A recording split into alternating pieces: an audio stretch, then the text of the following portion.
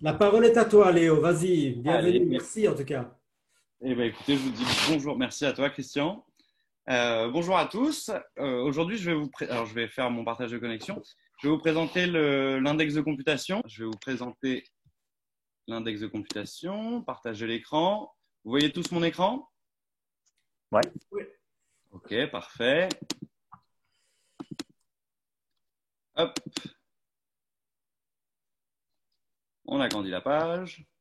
Donc, c'est une grille de lecture. Elle va nous servir à mieux se comprendre nous-mêmes, à mieux comprendre l'autre et surtout dans le boulot de thérapeute, à faire un accompagnement vraiment personnalisé pour une personne, à la personne.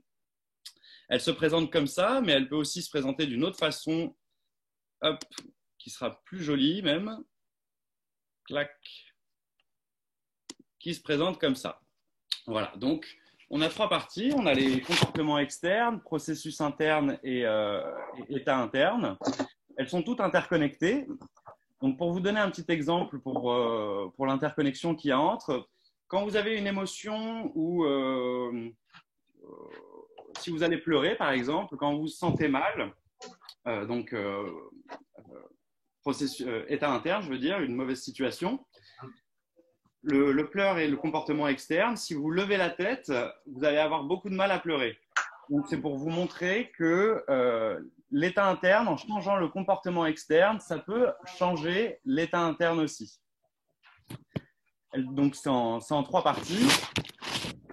Notre but, ça va être de faire tourner notre sujet, notre client, la personne, en fait, dans toutes les positions, comportement externe, processus interne et état interne.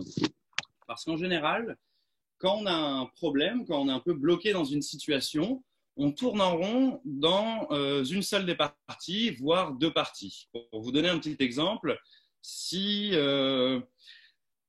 bon, mon exemple est un peu, si je jette un chat dans une piscine, le chat, il va se débattre, alors déjà, il va avoir peur. Donc là, c'est l'état interne, hein, émotionnellement, il va avoir peur, il va être stressé.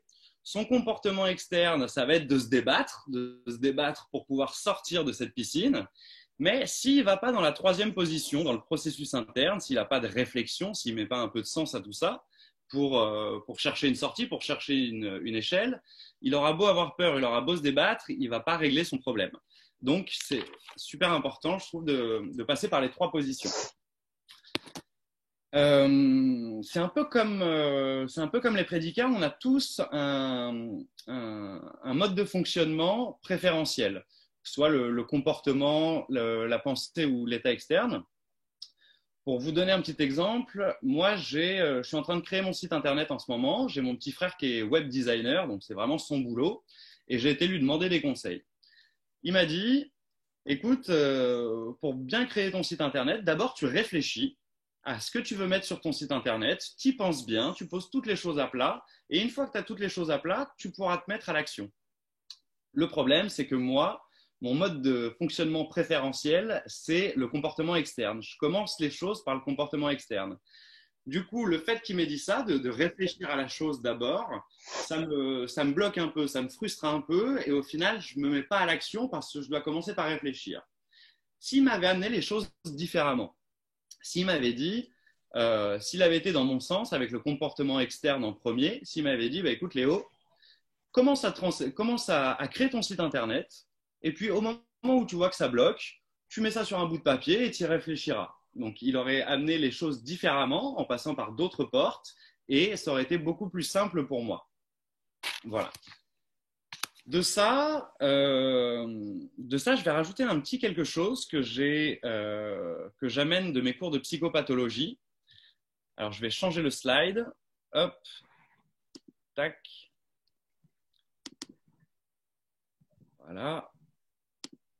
C'est les portes d'entrée, portes de visée et portes piégées. Je m'explique. La porte d'entrée, ça va être la porte, comme là je vous ai expliqué pour l'histoire du site internet, la porte d'entrée, ça va être la porte pour être en lien avec la personne, pour rentrer dans son mode de fonctionnement. Parce que si on veut faire un accompagnement personnalisé, si on veut faire des bonnes prescriptions de tâches, par exemple, si on veut que la personne les réalise, il va falloir se synchroniser avec la personne et aller dans son sens. toujours dans le contexte précis de la problématique, hein, bien sûr. La porte d'entrée, donc, ça va être la porte qui va nous mettre en lien avec la personne. La porte visée, ça va être la porte que le thérapeute va viser pour créer un changement, pour créer un mouvement chez son client.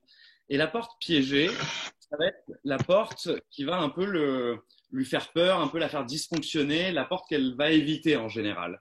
Et c'est en général, du coup, le client va aller dans une porte, deux portes, mais va éviter la troisième porte, va pas voir toutes les dimensions, va pas avoir assez de recul sur tout ça, et donc ça va bloquer quelque part.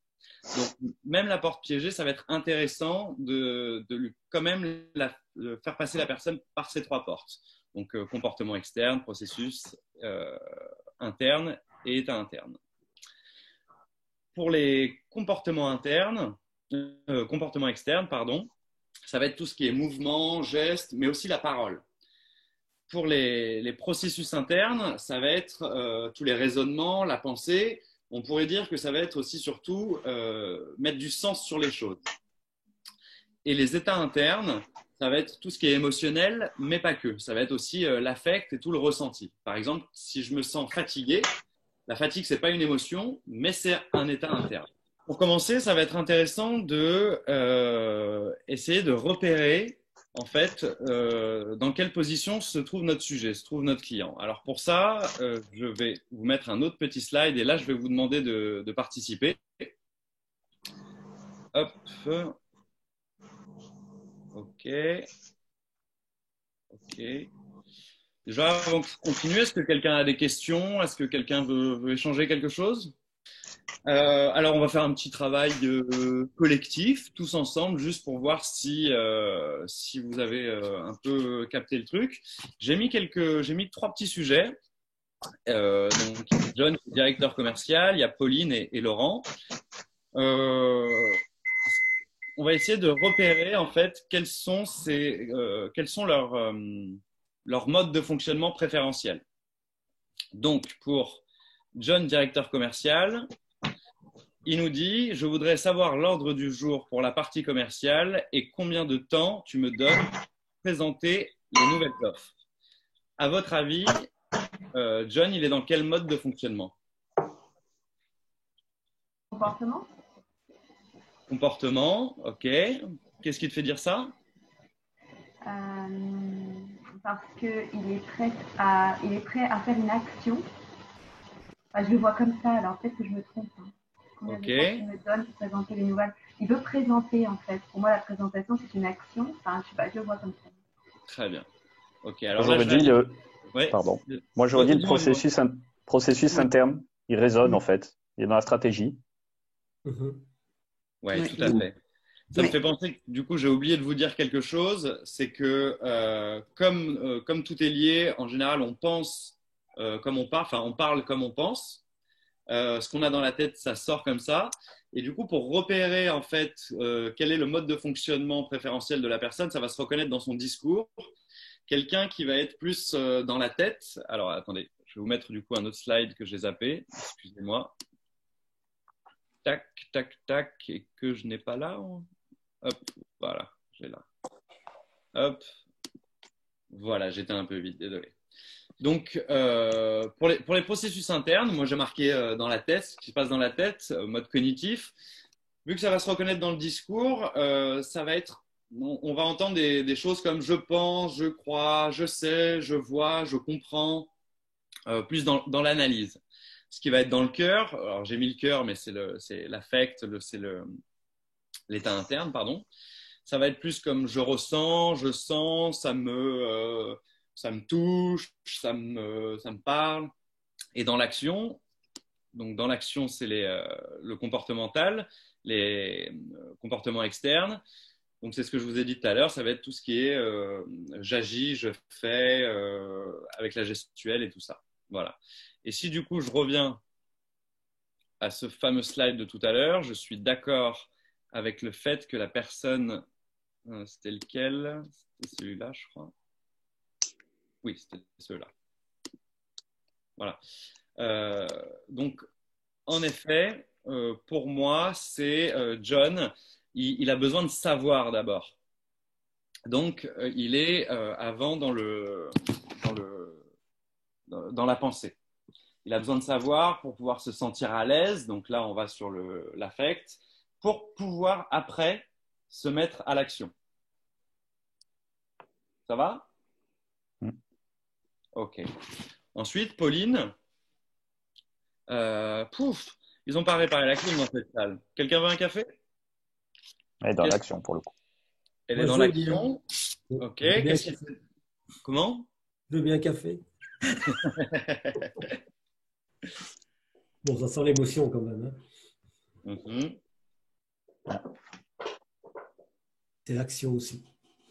Ok. Quelqu'un d'autre? Action. Pas tous en même temps. Hein. Oui, moi j'aurais dit d'abord l'émotion, le ressenti. Et ensuite l'action. Qu'est-ce qui te fait dire ça? Le ouh.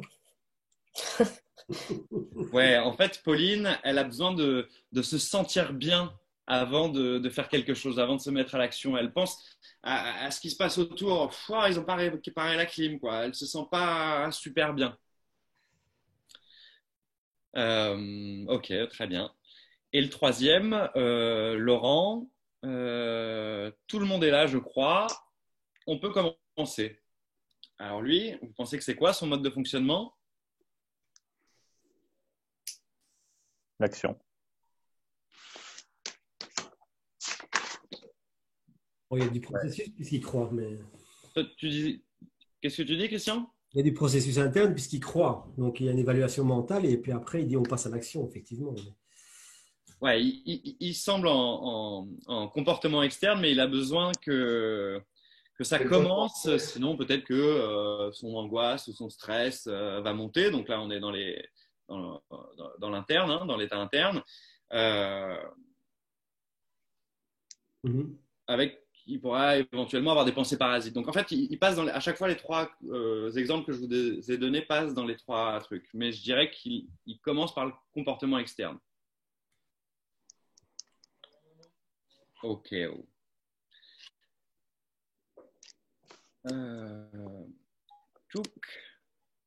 Alors, je vais arrêter 5 minutes le partage d'écran. Ok. Moi, tout ça, c'est ce que j'ai compris, c'est ce que j'ai cherché au fur et à mesure de mon cursus de PNL. C'est ce que je vous apporte aujourd'hui. Il y a des exercices aussi qui vont suivre juste après. J'aurais voulu savoir, vous, si on pouvait échanger un moment, si vous aviez d'autres choses à rajouter sur l'index de computation, si je pouvais m'enrichir de vous aussi. Moi, on m'entend? Oui, on m'entend. Étonnamment, je ne le vois pas comme un outil pour décoder une dimension privilégiée. Je mets plutôt ça sur le compte des métaprogrammes, par exemple, et je considère ça plutôt comme un moyen d'action sur la situation que vit la personne en disant, tiens, voilà, est-ce que je vais plutôt le faire bouger parce que je vois que le mouvement va faire quelque chose, ou travailler sur les croyances, ce que tu penses, etc. Et je vais le voir moins comme un système préférentiel que sur quel est le moyen d'action le plus aisé pour moi là maintenant. Par exemple, au téléphone, je vais privilégier le processus interne puisque, a priori, c'est avec les mots que je vais communiquer, par exemple. Alors là, dans le chat, l'index de computation nous renseigne tout simplement sur nos 3 pôles de fonctionnement. Pour la PNL, il est important de savoir ce que le client nous amène comme porte d'entrée pour lui proposer des techniques adaptées. Tout à fait. Tout à fait. Ok. Moi, j'ai pas encore cette dimension des métaprogrammes et tout ça, parce que je les ai pas encore vus, tout simplement. Moi, je suis pas encore, j'ai pas encore mon grand diplôme. Je suis encore praticien. Du coup, j'ai pas autant de grilles de lecture ou d'avancement dans le programme que ça. Je suis intéressé. Est-ce que vous utilisez l'index de computation ou pas, ou plus? Oui, beaucoup. Oui? Oui. Oui.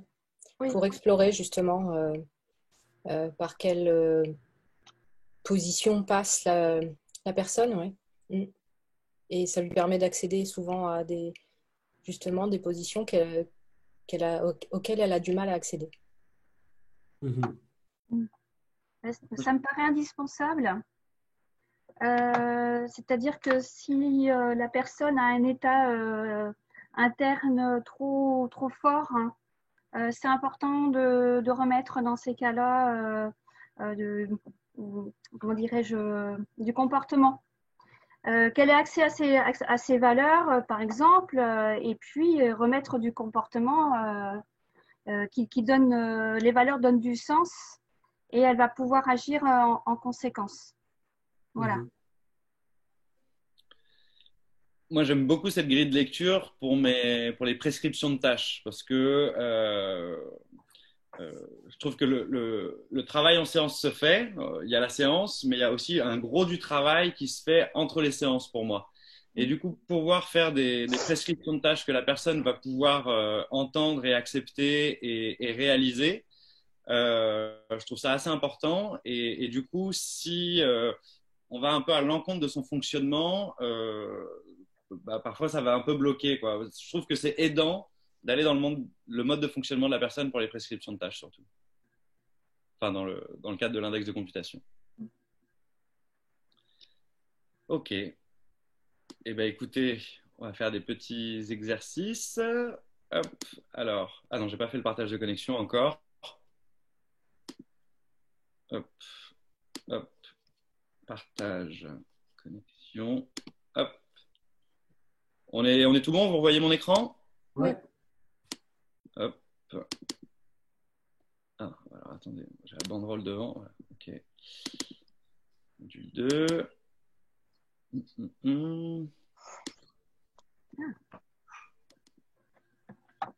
Ok, donc le premier petit texte, le premier petit exercice qu'on a fait ensemble, c'était surtout pour voir si vous arriviez un peu à reconnaître quel mode de fonctionnement c'est dans le discours. Je pense pas que c'était intéressant de forcément faire un exercice là-dessus. Du coup, j'en ai fait un autre. Là, le but, ça va être de faire prendre la... Pardon? Léo, je crois qu'il y a eu une question dans le... Alors, dans le chat, je te remercie. Le chat, sondage, arrêt vidéo. Conversation. Ok. Je trouve pas la... Conversation de groupe, peut-être en bas de ton écran. Converser. J'ai tout en haut. Muet, arrêté, principal, sondage. Plus peut-être. Est-ce que quelqu'un peut me la lire tout simplement? Comment faire le lien avec les prédicats s'il y en a un? Comment faire le lien avec les prédicats? Moi, le lien que je ferais avec les prédicats, alors c'est dans les prédicats, on a un mode de fonctionnement préférentiel, hein, dans le visuel, auditif, kinesthésique, selon le contexte. Hein, on n'est pas bloqué dans une situation. Et là, je dirais que c'est pareil, selon le contexte, on a un mode de fonctionnement préférentiel aussi.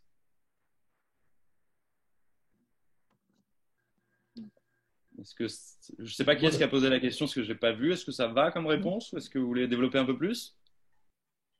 Moi, j'ajouterais que les prédicats sont normalement le révélateur d'un processus interne. Et basta. C'est simple que ça, quoi. Je dirais que je construis des images, j'ai besoin d'une voix, j'ai besoin d'imaginer, j'ai besoin de sentir, et je vais arriver à une conclusion kinesthésique qui peut-être va donner lieu à une émotion, mais il n'y a pas de prédicat des émotions, il y a des prédicats d'un ressenti kinesthésique. Donc, à mon avis, c'est uniquement processus interne. Oui. Le lien que je ferais, c'est aussi que les prédicats, ça se repère dans le discours. Enfin, pas que, mais ça peut se repérer aussi dans le discours. Et que le mode de fonctionnement sur l'index de computation, ça se repère aussi dans le discours. Voilà. Du coup, je vous ai mis un petit exercice avec des phrases. Le but, ça va être, je ne sais pas combien on va être par petit groupe. C'est Christian qui va s'occuper de ça. Le but, ça va être de faire prendre toutes les positions à notre sujet, de réfléchir à ça. Par exemple, si je prends la première phrase, Je pense tout le temps à cette situation. Donc là, on entend bien le je pense. Hein. Voilà, le je pense. On pourrait dire qu'est-ce que vous ressentez en pensant à cette situation? Donc là, on est dans le ressenti, dans l'état interne. Sinon, en sachant que votre situation ne bouge pas encore, qu'avez-vous envie de faire par rapport à cette situation? Ok, donc là, on a eu pensée, émotion, comportement. Ok, état interne, comportement externe. Ça va jusque-là? Ok. Eh bien, écoutez, on se partage en salle et je vous laisse. On fait quoi? Ça va prendre quoi? 10 minutes? Le problème, c'est qu'on ne gardera pas l'écran quand tu seras parti. Hein. Donc, si vous avez une copie d'écran, ça sera ok. Ah oui, c'est vrai. Ok, oui, j'avais pas pensé à ça. J'avais pas pensé à ça. Est-ce que vous avez la possibilité de faire un screenshot ou une photo de l'écran? Oui.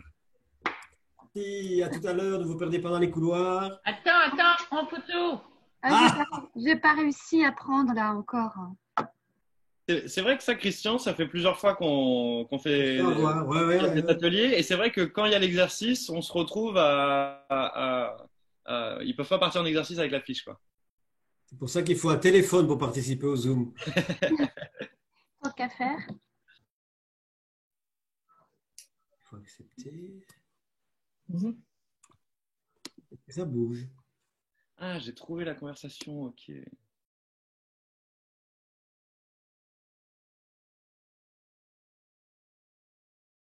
Je suis allée un peu vite, ils vont se dire, c'est barré Isabelle. Non, on t'a retrouvé du coup. Ah, vous m'avez retrouvé, c'est bon. J'ai appuyé sur quitter maintenant, je m'en suis voulu, je me suis retrouvée avec Véronique. Moi, je voudrais quand même poser ma question.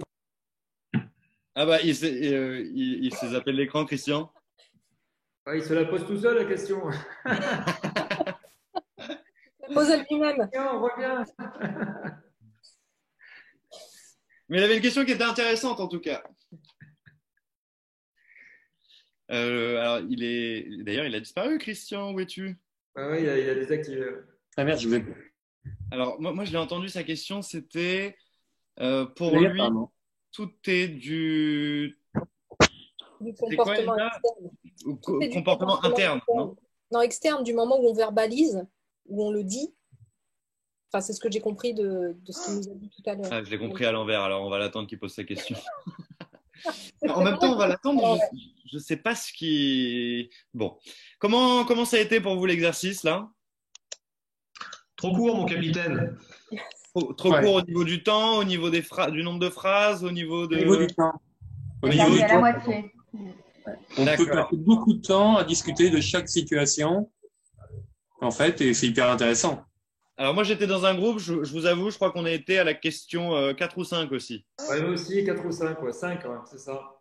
Ok. Ouais. Ben, nous, on est allés très vite. Oui, alors toi, tu étais dans le groupe de Christian, toi, non? Oui, c'est ça. Christian, il est venu me voir au bout de 5 minutes, il me dit, bon, vous avez terminé? Je suis à la 3e. Non, mais c'est pas lui qui a donné les réponses, hein. C'est nous. Ah, ça va. Ok. Alors, la 5. J'ai été touché par ce qu'il m'a dit. Alors déjà, dans quel mode de fonctionnement il est, lui? Ouais, j'ai été touché. Oui, pour moi, ça me paraît assez clair. Hein. Ok. Et quelqu'un a une petite proposition pour le... Donc, s'il était animateur est désormais... C'est Christian, je crois. Ouais, je crois que c'est Christian qui revient. Oui, je me suis fait jeter par un mystère de la technologie, je ne sais pas. Bon, alors dis-nous, ça nous intéresse cette question, c'est quoi? Non, alors là, c'est la question que je vous pose. Je vais prendre un exemple concret que j'ai donné aux autres. Quand je pense à lui, je me sens stressé et j'ai mon estomac qui se noue. Mon estomac qui se noue, comportement externe, processus interne, état interne. Ah, corporel. Corporel, ça ne répond pas à la question. Ouais,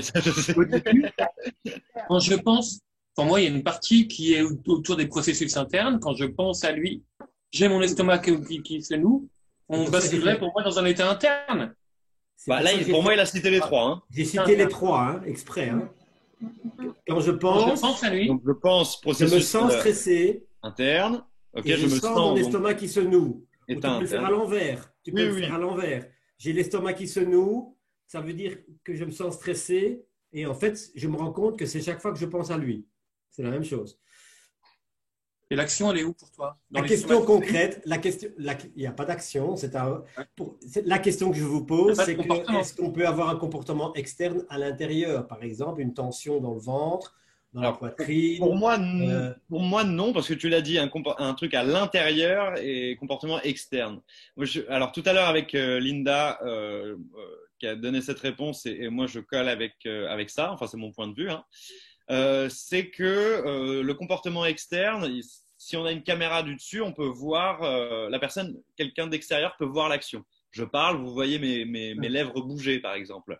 Alors que si j'ai l'estomac à l'intérieur qui se noue, ça peut se nouer autant que tu veux, moi je le vois pas. Quoi. Pour moi, c'est pas. Alors, comme j'ai dit tout à l'heure, si tu vois que je suis contrarié, comportement externe, j'ai mes sourcils qui se froncent. Oui, c'est une manifestation externe de quelque chose.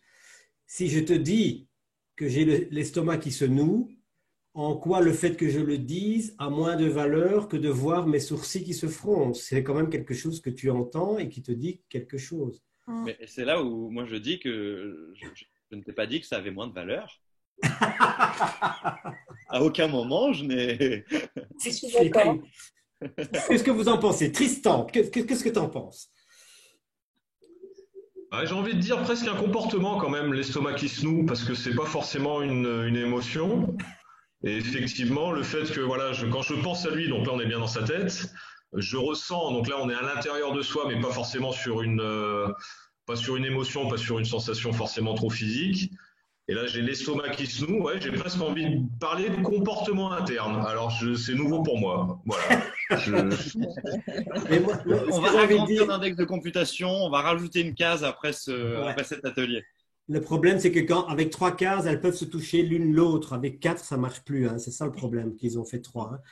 Hein. Moi, je dirais que où je prends ça par opportunité, par utilité, critère d'utilité, plutôt que sémantique, comme comportement externe, c'est que si je peux travailler sur ce qui est exprimé par un comportement, par exemple proposer un massage ou une détente shiatsu, quelque chose pareil, je vais travailler sur un état.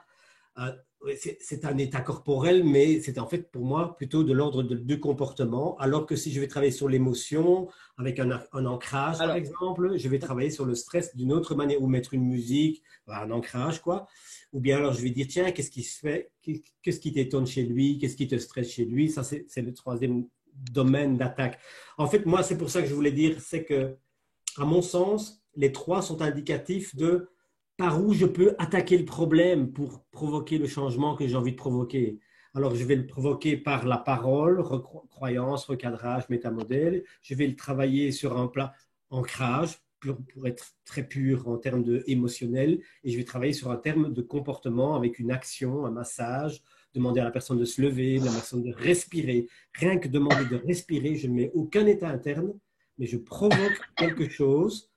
J'active sur l'aspect physiologique pour provoquer un état interne. Mais bon, c'est ma vision. Alors, pour moi, hein, comme j'ai dit tout à l'heure, l'état interne, c'est pas que les émotions, parce que si je suis fatigué, c'est un état interne, ou si j'ai la sensation d'avoir l'estomac noué, c'est pas une émotion, mais pour moi, c'est un état interne. C'est important de trouver ces définitions. Pour moi, c'est aussi un comportement.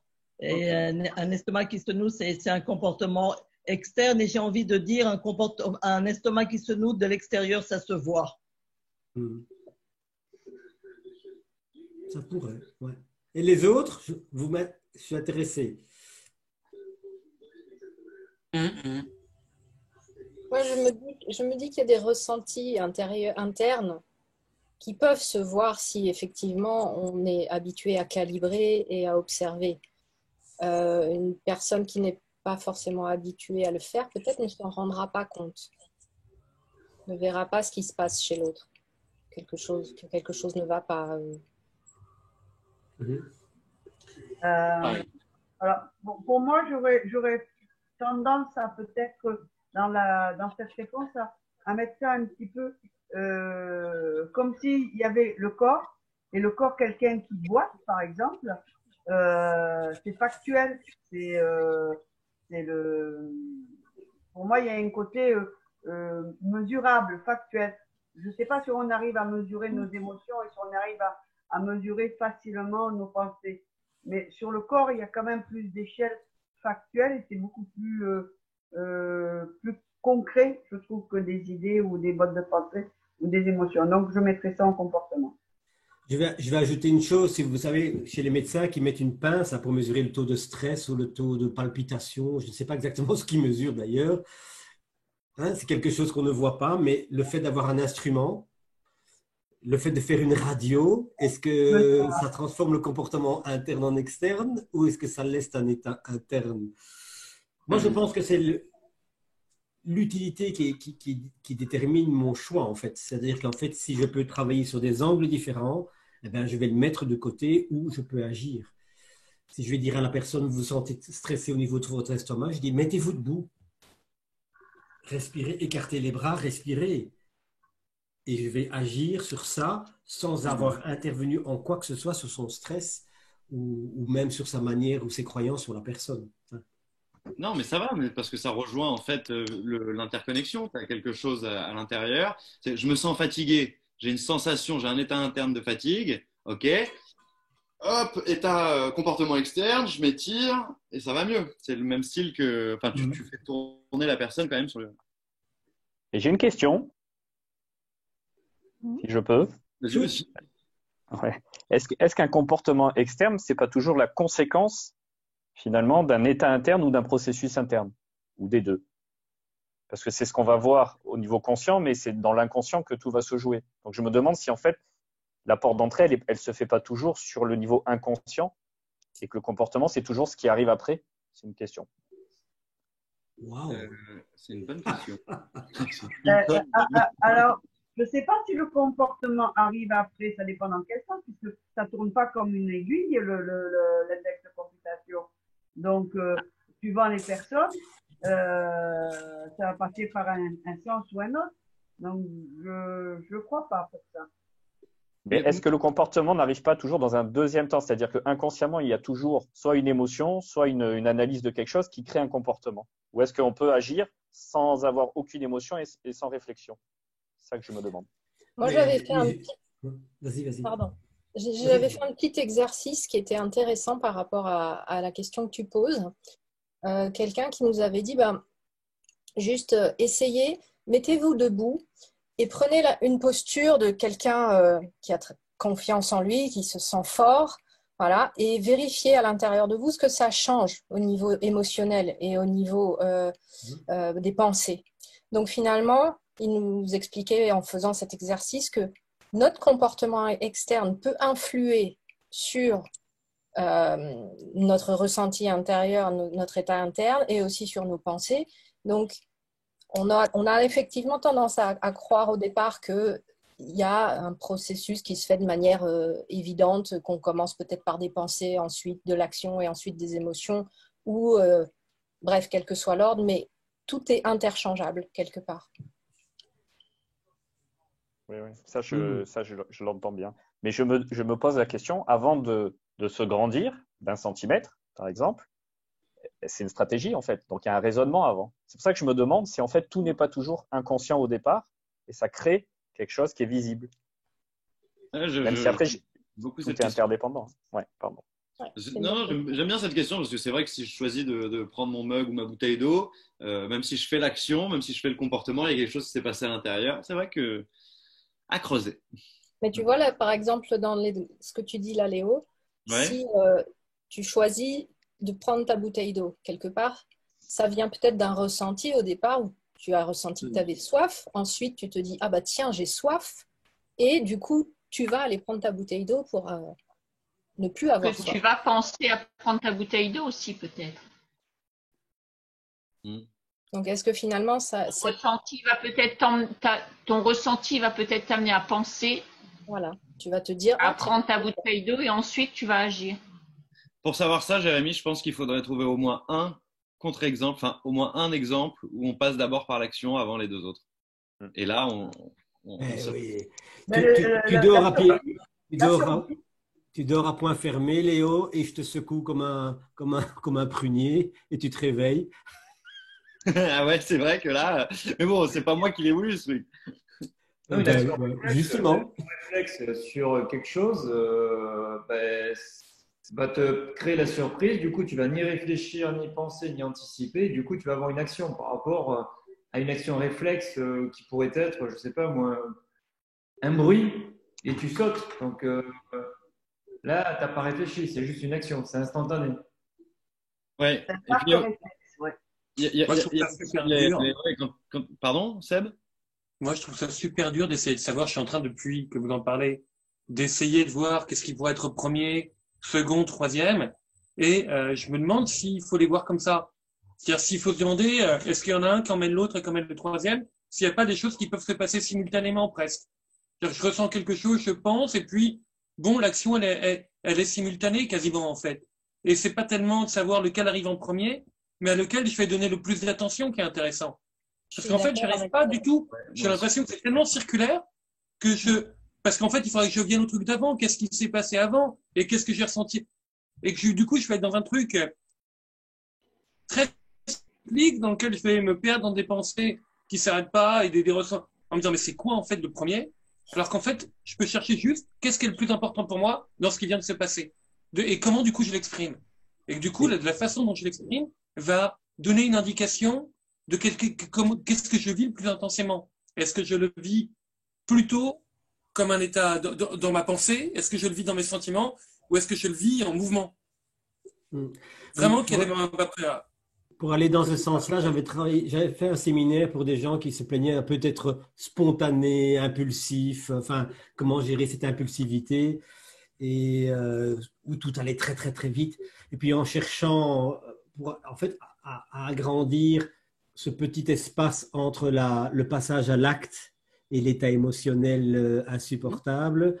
En fait, j'ai trouvé qu'il y a pas mal de réflexions sur un plan scientifique. On pourrait demander à des plus scientifiques que moi qui ont montré qu'en fin de compte, au moment où je fais un geste de tendre ma main vers le verre quelque part, en fait, ils ont mesuré que avant que les circuits de la conscience soient conscients que je fais le geste a déjà commencé et qu'il y a un décalage dans l'autre sens et que même les gens se disent mais où est le libre arbitre à partir du moment où l'action est née avant la conscience de l'action, quoi. Qui décide dans le machin? J'ai trouvé c'est très interpellant parce que, et en même temps, bon, c'est bien parce qu'on fait l'exercice, je dirais, mental, mais en fait, c'est peu opportun. En tant qu'intervenant, on regarde que ce qu'on va détecter en premier, quoi. Et puis on touche à l'inconscient. Du coup, on se demande, qu'est-ce que mon inconscient fait en premier? Alors, par définition, j'ai beaucoup de mal à savoir ce que fait mon inconscient, puisque j'ai pas tout le temps accès, en fait. Et tu parles des passages à l'acte. Moi, je pense dans les passages à l'acte violent, il peut y avoir aussi, tu vois, des sommes de choses qui font que l'action commence. Mais quelle est une somme de ressentiments, de sentiments qui font qu'à un moment donné, la personne elle a commencé à faire le geste parce qu'elle a atteint un seuil critique et paf, ça part. Mais j'en sais rien. Ouais, j'en sais rien. Alors, il y a celui dont tu parles, qui a fait un travail là-dessus. C'est Bernard Sesfelder qui a fait ce bouquin-là. Et justement, il explique tout le processus du mécanisme conscient jusqu'à ce que ça arrive. Et pour lui, il y a même une période qui est préconsciente. Et c'est assez intéressant à lire, qui explique ça. Et on comprend le processus de l'arc réflexe et de ce laps de temps où ça passe à la conscience, que lui, il appelle préconscience. Véronique, est-ce que tu peux nous mettre le nom dans le chat ou me répéter le nom de famille Est-ce que vous le voyez là? Oui, on voit ta photo. C'est vrai? Mince. Et comment on fait pour voir le bouquin? Vous voyez pas? Ah, pardon, excusez-moi. Faut que tu enclenches la caméra. Ah, voilà. Alors, Hop là, vous le voyez là quoi? Vaincre peur et culpabilité. Ok. Et c'est un type qui travaille sur les neurosciences.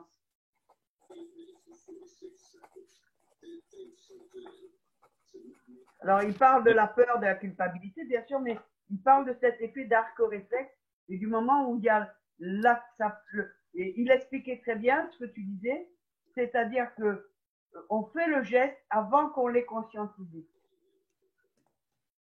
Et il y a toute une période qu'il appelle la préconscience, où là, il parle de ce qu'on appelle des neurones miroirs, des fois.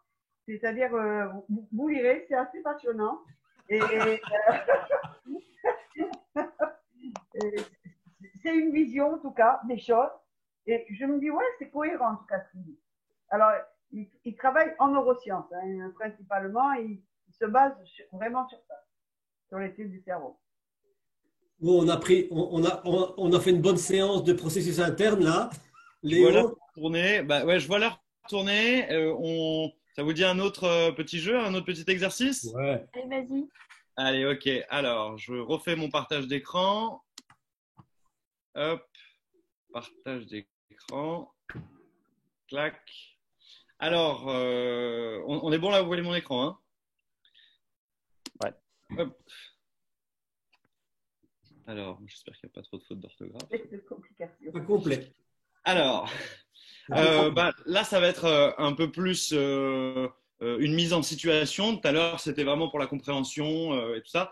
Là, du coup, je pense que par 3, c'est pas mal. Qui est un sujet, un praticien, un observateur et que ça tourne. En gros, le sujet amène une problématique au praticien. Donc, je me sens pas assez machin, enfin, action, faire, affect et tout ça. Enfin, l'index de computation, pardon, et tout ça. Et le but du praticien, ça va être de faire tourner le sujet dans les différentes parties de l'index de computation. Par exemple, alors j'ai mis un... Hop, le A, c'est le sujet. Je n'arrive pas à me mettre à mon ménage. B, donc le praticien, peut lui dire, c'est agréable. Est-ce que tu trouves ça agréable de vivre dans une maison propre ou tu aurais l'esprit plus tranquille une fois que ce sera fait? J'ai envie de rajouter un petit quelque chose parce que du coup, je vois qu'en fait, j'ai cru comprendre qu'il y avait tout le monde a un petit cursus de PNL quand même ici, plus ou moins, hein. Donc, plutôt tourner ça en questionnement plutôt qu'en phrase. Je trouve ça plus intéressant d'amener ça par le questionnement. Voilà. Est-ce que j'ai été clair? Parce que moi, je trouve que j'ai pas été super clair. Est-ce que vous avez compris? Est-ce que vous avez des questions? Moi, j'aime juste beaucoup comment tu as nommé l'index de computation en index de complication. Ah oui, j'ai tout à fait changé ce truc. Oh là là. Et tu sais que, en plus, Linda, tu me l'avais dit la dernière fois et je l'avais retenu. Tout à l'heure, j'étais en train de chercher dans mes dossiers où est-ce que je l'avais mis, et je l'avais pas vu. Enfin, j'ai pas retrouvé. Et juste en dessous, tu as mis index de consultation. Donc vraiment, Allez, voilà. La computation. Excellent, Linda. Ah là là. Alors, on est parti? L'échec. Ça, je l'avais même pas vu, moi. C'était ma tâche aveugle.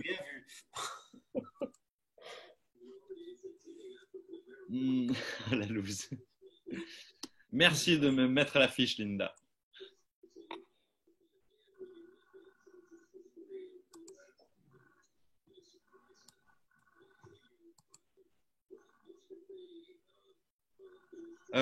Christian, peut-être les mettre un peu plus que 10 minutes. Tout à l'heure, ils m'ont dit que c'était un peu court. Donc là, pour cet exercice...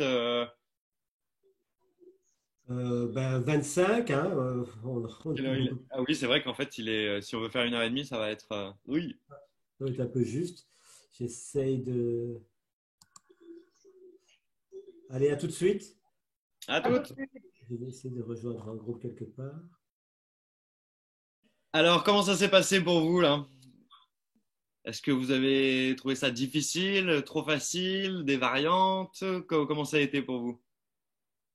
Ça a été plutôt très intéressant. On est parti sur une seule problématique, mais qui nous a amené très très loin finalement. Et du coup, on avait vraiment envie de faire quasi de la thérapie pour aller regarder. Ouais. Et du coup, ouais, c'était vraiment super, ouais, très bien. Et puis après, on s'est demandé, selon effectivement l'état dans lequel on allait creuser, quel outil, quel protocole on allait proposer. Et enfin, moi, il y avait des choses dans ma tête du coup tout de suite, voilà, que je voyais en disant ouais, ça, je verrais bien recadrage dans ce truc. Enfin, voilà, et j'ai trouvé ça vraiment, ouais, très parlant, quoi. Chouette. Quelqu'un d'autre? Ouais, ce qui est intéressant, je rejoins Christelle. Donc, en fait, ce qui était assez, pas rigolo, mais en tout cas intéressant, c'était d'avoir, on va dire, 3 actions possibles avec 3 PNListes. Et du coup, avec chacun, avec une question bien pertinente, mais en fait, on pouvait partir sur des chemins complètement différents. Et donc, ça, c'est vraiment assez rigolo. C'est comme si on était 3 à faire, on va dire, un travail avec une personne. Donc, là, en l'occurrence, Seb, merci à Seb. Et du coup, c'était très intéressant de voir que chacun pouvait faire sa méthode. Ça fonctionnait très, très bien. Et avec des questions pertinentes qui amenaient vraiment sur un sentier, en fait, sur un chemin. Et ça, c'était assez rigolo de voir l'interaction qu'il pouvait y avoir avec trois chemins différents et 3 actions différentes. Enfin, moi, je trouvais ça très intéressant de voir comment on pouvait faire les autres, tu vois, donc, sur quelque chose d'intéressant et d'important. Yes. Oui, nous, on a eu un peu du mal à vraiment rester collé sur l'exercice parce que du coup, on avait envie de partir dans des questionnements plus profonds, plus. Mais bon, comme il y avait un thème, j'ai essayé quand même de coller au thème. Okay. Jérémy, ton feedback? Ben moi, je vais aller faire du sport et ça, voilà, ça m'a coûté 60 €.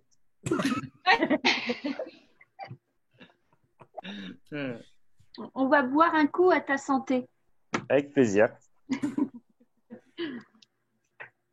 Non, c'était intéressant parce que même moi, qui était le cobaye, on va dire, le client, ça m'a permis, moi, par rapport aux questions qui m'ont été posées, en fait, de m'orienter en fait plus sur une émotion et derrière vers une stratégie.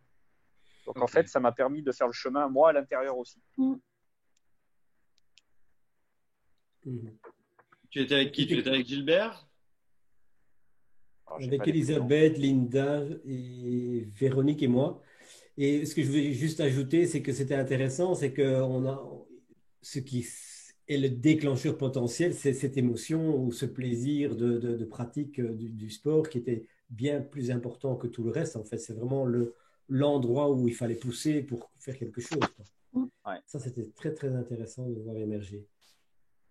Ouais. Eh bien, écoutez, il est 20h30. Est-ce que vous avez encore des partages? Tant de choses à dire et si peu de temps. En tous les cas, moi, Léo, je voulais te remercier parce que j'ai trouvé ça très intéressant de revoir justement l'index de computation et pas complication. Ça va rester. Non, vraiment. Merci à Linda d'avoir soulevé. Ça fait partie des bases, comment dirais-je, de notre accompagnement thérapeutique. Ouais. C'est essentiel.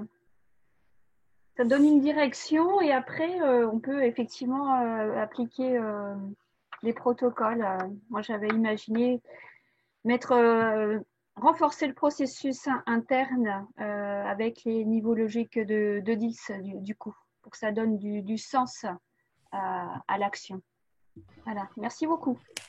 Super, merci beaucoup Léo de t'être lancé tête baissée dans le processus, d'avoir pris cet énorme risque. À bras le corps. Bras le corps. Alors, les 2 prochains ateliers seront un peu spéciaux dans le sens que ça sera peut-être un peu moins pratique, plus échange, parce que j'ai pris le parti d'inviter Cécile Willer qui va nous présenter une approche qui est immensément PNL. En fait, c'est ça que je trouve qui va être intéressant de découvrir un petit peu ce qu'elle en fait et comment elle le fait. Je pense que ça vous intéressera. D'autant plus qu'en plus, elle a sorti un livre. Et comme l'idée directrice sur le groupe PNLI, c'est que pour les bouquins, il n'y a pas de limite en termes d'annonces, etc. Il me reste à vous remercier. J'aime bien vous rester le temps. Merci beaucoup. Passez une bonne semaine et à la semaine prochaine, probablement. Merci ciao. beaucoup. Au Merci revoir. beaucoup. Bonsoir, Christian. Bonsoir tout le monde. Au revoir tout le monde. Au revoir. Au revoir. Au revoir.